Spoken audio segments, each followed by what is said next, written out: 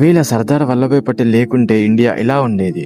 స్వాతంత్రం వచ్చిన తర్వాత అంటే 1947లో మనకు స్వాతంత్రం అయితే వచ్చింది. అప్పుడు చిన్న చిన్న స్టేట్స్ అయితే ఇండియాలో జాయిన్ కావడానికి ఒప్పుకునేటివి కాదు. అలాగా స్వాతంత్రం వచ్చిన 1 year తర్వాత దాకా కూడా హైదరాబాద్ అయితే నిజాం చేతుల్లోనే ఉండేది. అప్పుడు సర్దార్ వల్లభాయ్ పటేల్ గారు అబ్జర్వ్ చేసి ఆపరేషన్ పోలో అనే ఆపరేషన్ రిలీజ్ చేయడం వల్ల జస్ట్ 5 days లోనే హైదరాబాద్ ఇండియాలో అయితే జాయిన్ అవ్వడం జరిగింది. మణిపూర్ కూడా జాయిన్ కావడానికి ఇంట్రెస్ట్ చూపించకపోవడం వల్ల Sardar Vallabhbhai Patel smart strategy use చేసి పక్కన ఉన్న అస్సాం గవర్నమెంట్ కి ఏం చెప్పారు అంటే, ఆ మణిపూర్ రాజుని హోమ్ అరెస్ట్ చేయండి, కమ్యూనికేషన్ మొత్తం కట్ చేయండి, జాయినింగ్ లెటర్ ఇచ్చేంత వరకు రాజు అయితే మణిపూర్ ని ఇండియాలో అయితే జాయిన్ చేసేసారు. ఆ సర్దార్ వల్లభాయ్ పటేల్ 1 by 1 మొత్తం 562 స్మాల్ స్టేట్స్ ని అయితే ఇండియాలో జాయిన్ చేశారు. ఒకవేళ సర్దార్ వల్లభాయ్ పటేల్ కనుక జాయిన్ చేయకపోతే మనం ఏమేం లాస్ అయ్యేవాళ్ళం అంటే 27% ఆఫ్ పాపులేషన్ అంటే 77 crores పాపులేషన్ లాస్ అయ్యేవాళ్ళం. 12,000 kilometers రైల్వే లైన్స్ లాస్ అయ్యేవాళ్ళం. ఆయన జస్ట్ భూములను మాత్రమే కలవడం జరగలేదు, ఆయన ఒక దేశాన్ని తయారు చేశారు. సర్దార్ వల్లభాయ్ పటేల్ కు ఒక బిరుదు ఉంది. అది ఏ బిరుదో కామెంట్ లో చెప్పండి.